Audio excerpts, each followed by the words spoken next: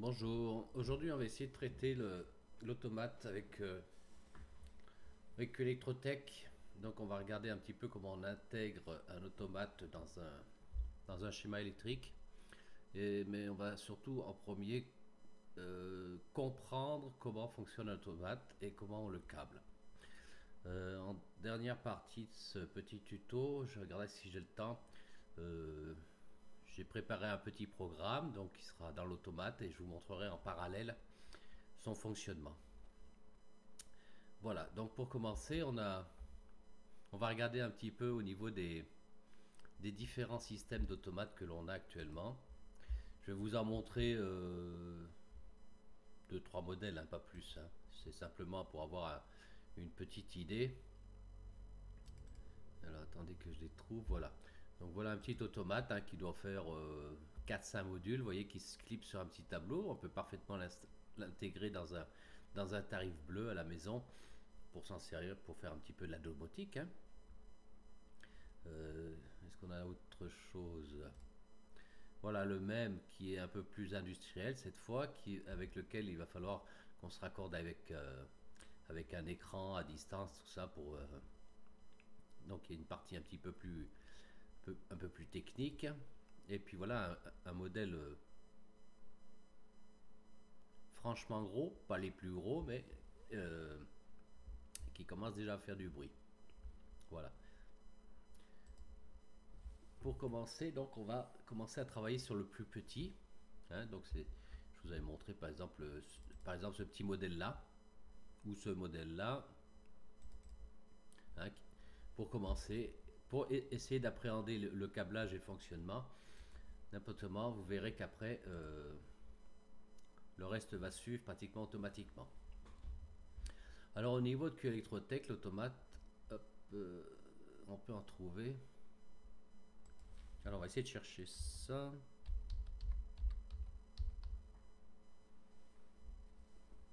Voilà, là vous en avez, hein, vous avez du Sofrel, vous avez du Schneider.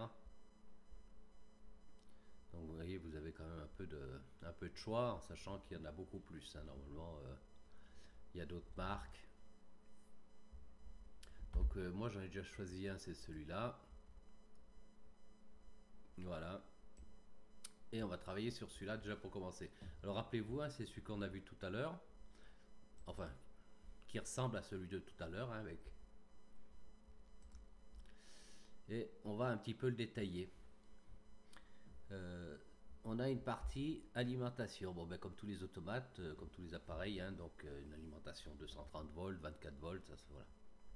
On a aussi beaucoup de ports de communication qui sont plus ou moins importants en fonction de la capacité de l'automate et ses fonctions. Et après, on va partir dans la partie la plus intéressante, c'est-à-dire tout ce qui est entrée-sortie. Alors, j'ai commencé déjà à détailler, hein. On a les entrées numériques. On va commencer par celle-là. C'est-à-dire, c'est du tout ou rien. Ce sera des contacts secs. Par exemple, un fin de course, un contact libre sur un contacteur ou un relais, par exemple, un bouton poussoir. Vous voyez? Donc tout ce qui est en tout ou rien. Là, on sait des entrées. On va sortir en numérique aussi, en tout ou rien. Alors là, on va sortir, ce sera un contact, c'est l'automate cette fois qui aura un contact sec qui est intégré dans ses sorties et qu'on pourra faire passer une tension par laquelle on pourra alimenter donc un voyant, une bobine de contacteur ou un cycle de lancement en électromécanique. On a un autre type d'entrée et de sortie qui sont les entrées analogiques et les sorties analogiques. L'entrée analogique, c'est lorsqu'on veut faire rentrer par exemple des valeurs. Alors cette fois, c'est plus du 0 ou du 1. Ce sera par exemple comme une pression. On voudra faire rentrer entre 0 et 100 bars. Ou de la vitesse, par exemple des kilomètres heure. Ou une température, par exemple 27,5 degrés. D'accord? Et les sorties analogiques, ce sera la même chose.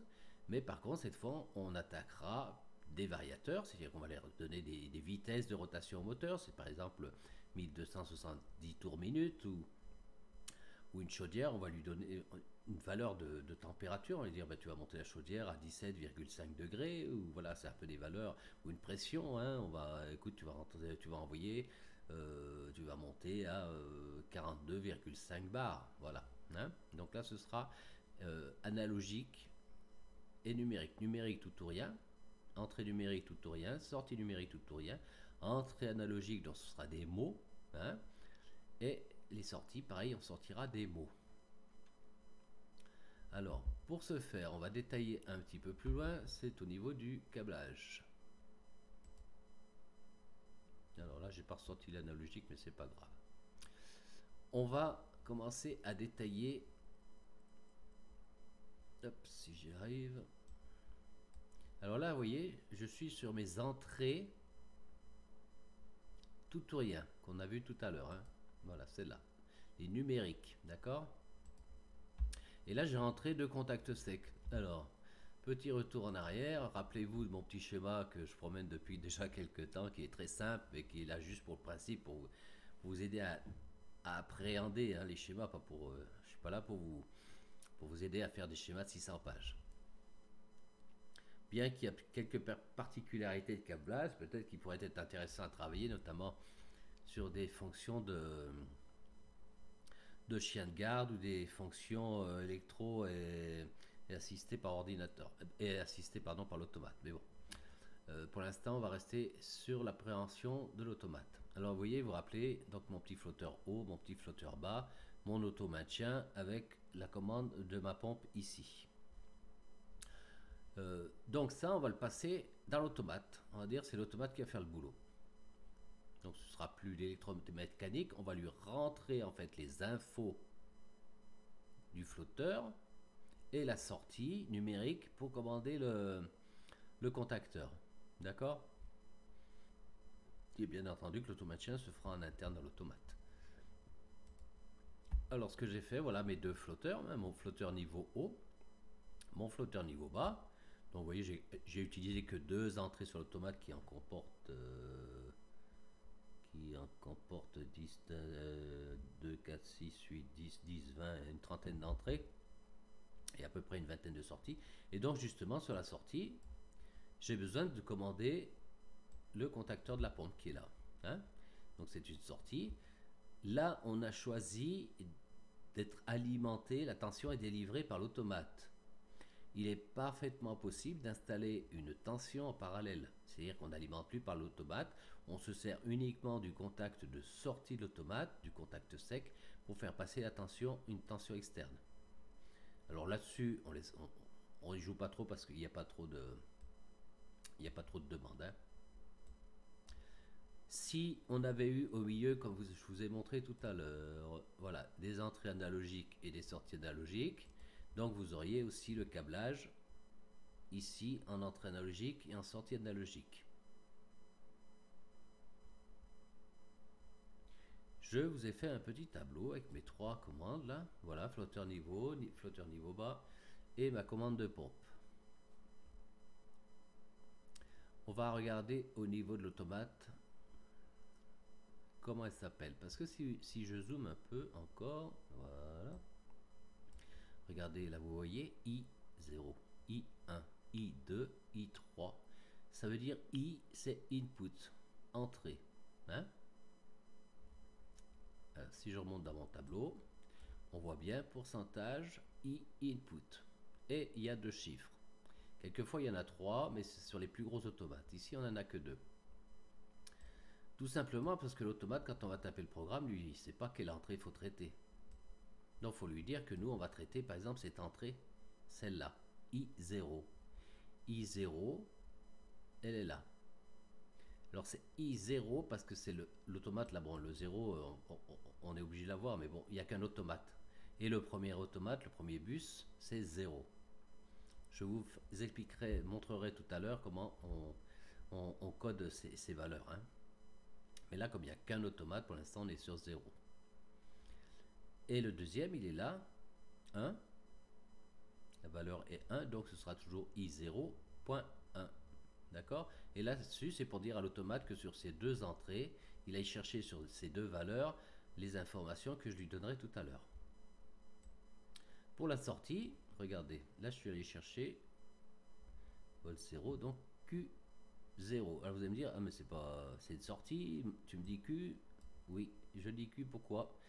On n'installe pas O comme out.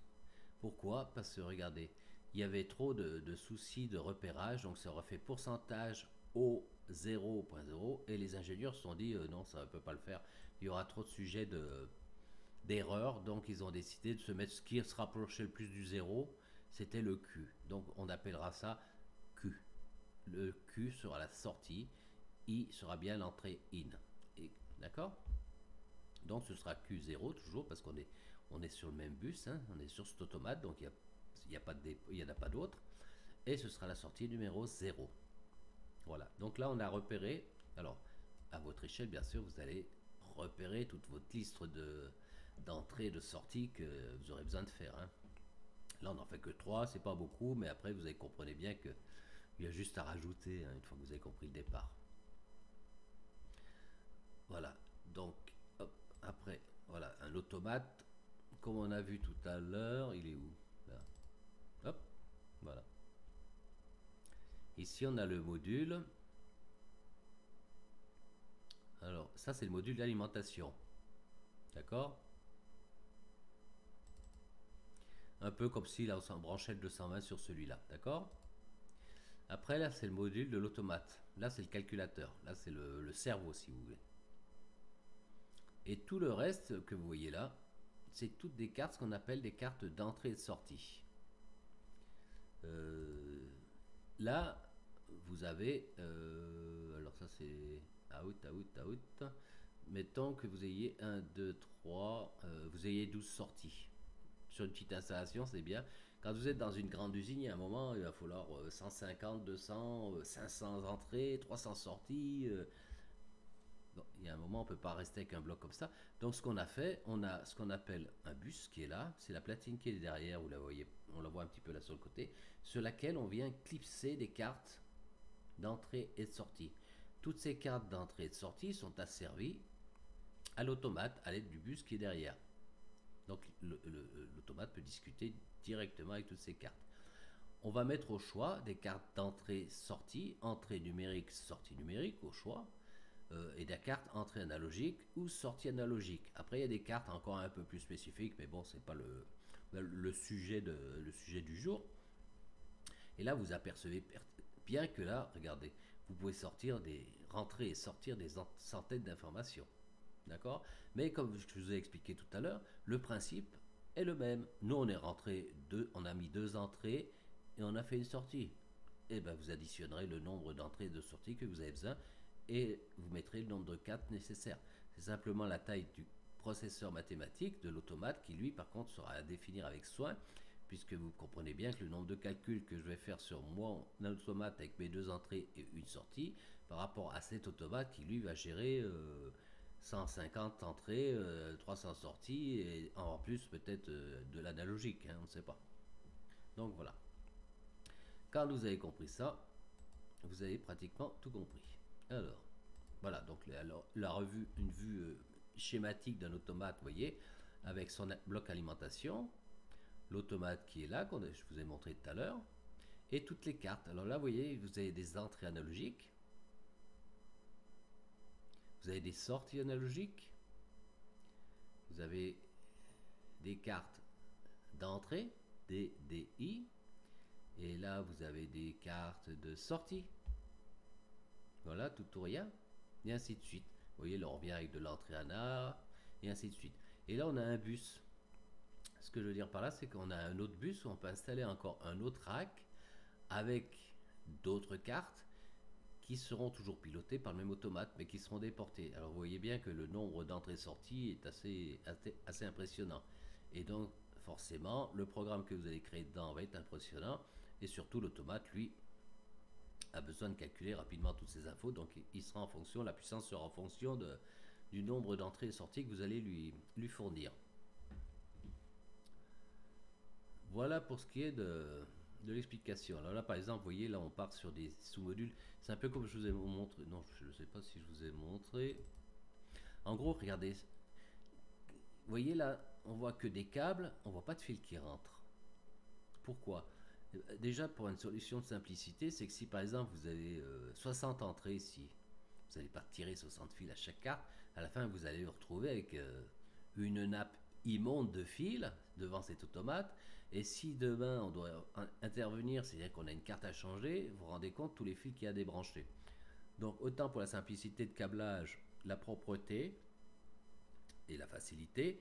Donc ce qu'on fait maintenant, généralement, on prend un câble, un pré-câblé, hein, qu'on vient avec une fiche qui est adaptée, qui vient se brancher là-dedans, et on déporte notre bornier. Ça nous permet aussi de le mettre à proximité des endroits où on a besoin de ces informations et de ne pas amener ces centaines de fils tout dans l'automate pour éviter de l'asphyxier. Voilà, donc vous voyez, par exemple, ça c'est des petits boîtiers qui sont... Et donc une fois qu'on a branché ça, vous voyez, on arrive avec notre câble sur ce boîtier, et là, cette fois, on a bien le bornier pour brancher nos entrées et sorties. Et donc ces entrées et sorties, on peut les mettre à proximité de nos installations. Voilà, ça c'est une carte d'entrée, hein, puisqu'on voit les contacts secs qui rentrent. Vous voyez? Voilà. Et on fait ça avec tous les autres, et avec le nombre. Alors vous voyez, là, quand on a des trucs comme ça, on a des schémas qui font à peu près 500 pages. Hein. On est plus dans le 650, je crois, de mémoire, il faisait celui-là. Voilà, parce qu'il y a toute la partie électromécanique en amont, tout ça. Hein. Donc vous voyez que, mais voilà, c'est toujours la même logique. Les cartes d'entrée, mettez vos cartes de sortie, vous câblez vos entrées, vous câblez vos sorties, et c'est toujours la même boucle. D'accord? Donc voilà, une fois que vous avez maîtrisé cette première partie, ben pour vous c'est assez simple de dire, ben voilà, donc moi sur mon schéma j'ai besoin de tant d'entrées. Donc vous pouvez les rentrer au fur et à mesure, les créer au fur et à mesure hein, sur des nouveaux folios. Vous prévoyez déjà par exemple le type de matériel avec vous allez travailler. Je ne sais pas si c'est par exemple du Schneider ou de l'Allen Bradley ou du Siemens. Ça après c'est vous qui allez décider ou peut-être le client. Hein. Après bon ça c'est des histoires de marché tout ça. Hein. Voilà alors par exemple je voulais juste hop, hop chercher OPQ tac tac tac. Alors il est là hop API et commande.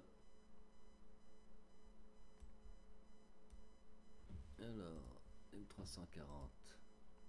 Voilà, vous avez les cartes analogiques par exemple ici. Vous voyez? Pourquoi il ne veut pas? C'est pas grave. Vous avez les connecteurs qui vont dessous. Donc c'est ce que je vous ai montré tout à l'heure, hein, les petites cartes déportées que l'on peut faire.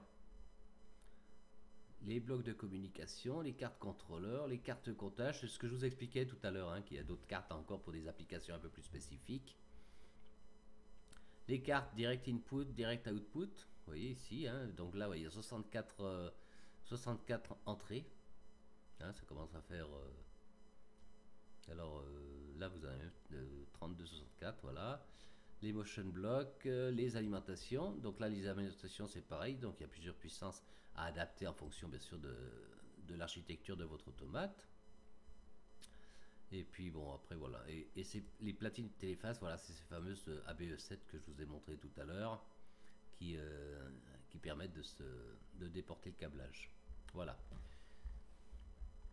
Je pense que vous avez compris un peu le principe. Hein. C'est pour ça que je vous ai dit, ben, on va expliquer sur un petit automate parce que vous avez vu que sur l'autre, ce sera toujours pareil. Hein. Donc, hein, les petites entrées, input,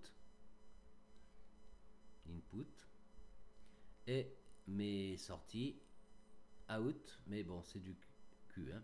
Et je sais plus si je vous ai dit, donc les entrées analogiques, ce sera donc toujours pourcentage I, input, par contre ce sera W, on rajoute le mot IW, input word. D'accord? Alors là j'ai oublié un chiffre, puisque normalement c'est du 0.1. Voilà, là sortie c'est bon, donc Q sortie, out, mot, word, 0.1.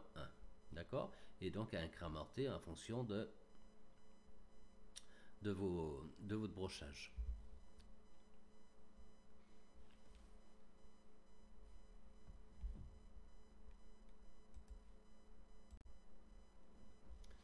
Voilà, donc là maintenant on va passer sur la partie automate pour essayer de comprendre un petit peu ensemble le fonctionnement interne. Voilà, parce qu'on a créé nos entrées, on a fait nos sorties, et on va essayer de faire ce petit programme tout simple, ça vous permettra de voir un petit peu ce qui se passe dans l'automate. Hein. Donc vous rappelez-vous, donc il faut que l'on rentre le flotteur niveau bas, le niveau haut, et la commande de la pompe, et c'est tout. Alors on y va. Voilà, là on est sur la page de réglage de l'automate. Généralement on a plusieurs types de programmes. On peut avoir du ST, du littéral structuré, du graph set, FDB, des blocs de fonctions. Nous, on va commencer par le LD qui est le ladder. Le ladder qui est le premier, c'est pas le premier langage qu'ils ont créé à l'intérieur des automates, parce que l'avantage, c'est un langage à contact. Un peu ce qui va vous rappeler un petit peu les schémas électriques, puisque à la base c'était surtout des électriciens purs et durs qui travaillaient dessus, et on a essayé de simplifier un petit peu l'approche. Donc on va travailler avec du langage à contact, ou autrement appelé ladder. Il y a quelques opérations que j'ai fait déjà en amont, c'est-à-dire j'ai déjà créé un automate, tout ça bien sûr, et j'ai bien sûr déclaré les variables. Hein. Voilà, la table des variables avec ma commande pompe, mon flotteur niveau bas, mon niveau haut, tout ça. Hein. Il y en a quelques-unes d'autres, mais c'est pour tout à l'heure, c'est pour la compréhension du projet. Et donc rappelez-vous donc, hop, yeah. Donc on a dit qu'on voulait les petits contacts secs, la commande qui est là, vous voyez le petit contact sec, 3 petits contacts secs, tout ou rien, et une bobine. Alors cette fois ça marche pas en vertical, ça marche à l'horizontale, hein, mais sinon ça change pas grand chose. Imaginez que la barre de bus vaut 0 plus 12 volts ou plus 24 volts. Voilà, faut tirer la ligne entre les deux là. Alors les petits contacts sont représentés par cela. Alors ça c'est normalement ouvert et le contact normalement fermé. Vous voyez jusque là il n'y a pas de... C'est pas violent. Donc je récupère un contact que je vais installer au début. Hein, voilà. Et donc là on dira que ce sera mon niveau haut. Hop, double clic. Et puis je vais aller le chercher dans ce que j'ai déclaré. Flotteur niveau haut. Ok. Voilà. Et après on a dit que on rajoutait le flotteur niveau bas. Toujours avec un contact normalement ouvert. Ok. Hop, flotteur niveau bas. Ok. Et on va aller chercher la bobine. Alors la bobine, vous voyez, c'est les arrondis là. Alors les bobines, voilà, normalement arrêté, normalement inverse, en set, reset. Bon après ça c'est des fonctions qu'on développera peut-être après si vous êtes intéressé pour aller un petit peu plus loin. Nous on va chercher la bobine toute bête, toute simple, voilà, comme ça. Qu'on va mettre au bout. Voilà. Donc là on avait dit que c'était notre commande pompe. Voilà. Et là je vais relier. Voilà. Donc là on a bien, vous voyez, notre plus 12 volts, notre plus 24 volts, vous voyez, on circule jusqu'au 0. D'accord. Ça nous fait bien un schéma électrique, hein, si vous voulez, à l'horizontale, mais on le retrouve bien. Alors il nous manque bien sûr le petit contact d'auto-maintien qui est là, donc je vais aller le chercher, il est là. Je le mets dessous. Ouf, voilà. On va le raccorder, bien sûr. Alors, ça marche, tac. Ça c'est passionnant, hop. Hop, ça on va l'enlever parce que c'est pas beau.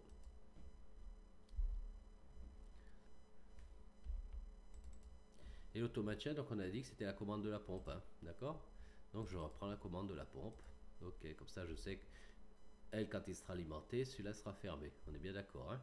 Donc on tombe exactement sur le même principe, hein, avec le petit automaintien du canal 5001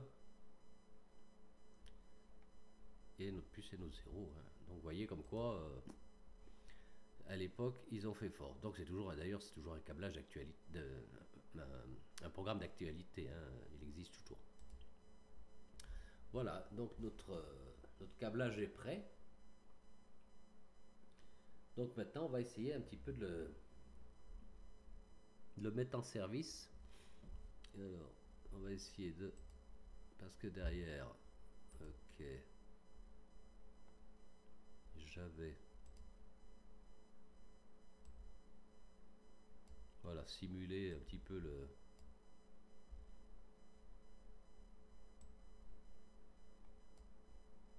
voilà, comme ça là on voit notre schéma et notre alors lui il faudra que je me décale un peu parce que on va essayer. L'important c'est de voir le réservoir. Hop, alors on va déjà analyser parce que ça j'ai oublié de le faire. A priori j'ai pas l'air. Hop, générer le projet. Hop,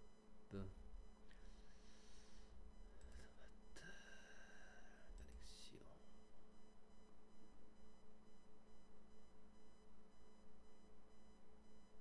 Ah, bien entendu. Alors hop, outil, autobat transféré. Désolé, hein, mais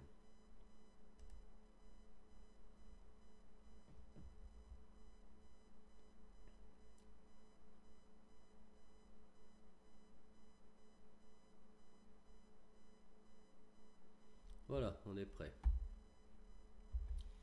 Bon, là on voit qu'il n'y a rien d'activé. Alors on va le mettre en route. Hop.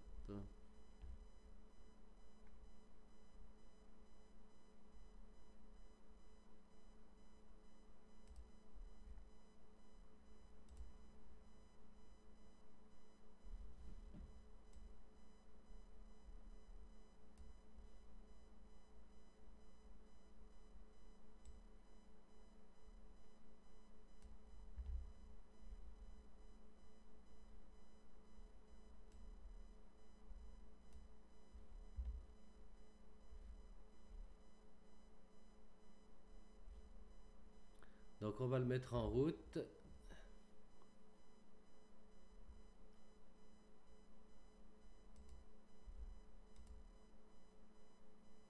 Je l'ai passé en run. Voilà. Donc là on voit la position des flotteurs, niveau haut, niveau bas. Et donc je vais envoyer de l'eau.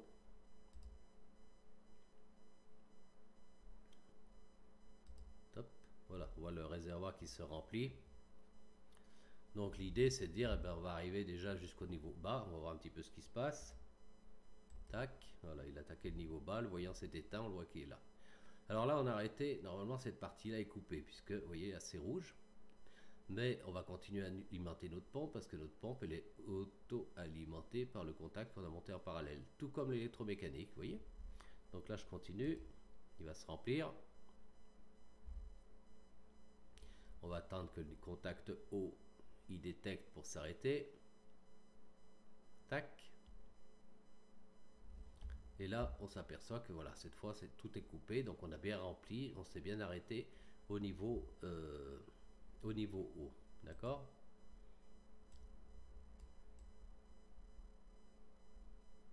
Hop, attendez, parce que si je consomme pas d'eau, voilà. Et là, je vais le mettre en vidange, vous voyez, ça descend.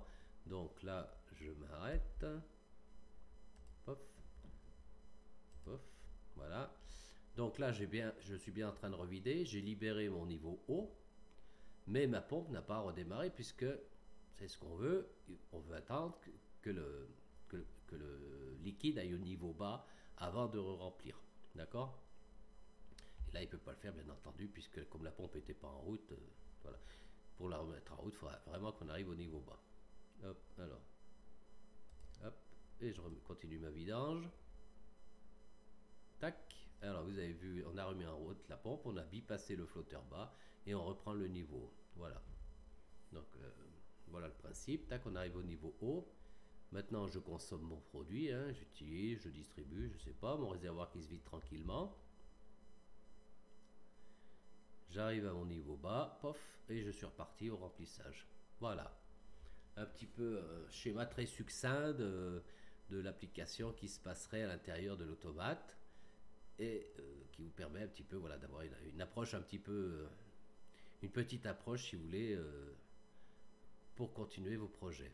Voilà, merci beaucoup. Et puis n'hésitez pas si vous avez des questions et surtout aussi à liker et à mettre un petit pouce parce que comme ça m'encourage un petit peu à travailler parce que bon, comme vous avez pu remarquer, j'ai pas de sponsor, hein, donc voilà, je fais ça pour le plaisir. Voilà, à bientôt.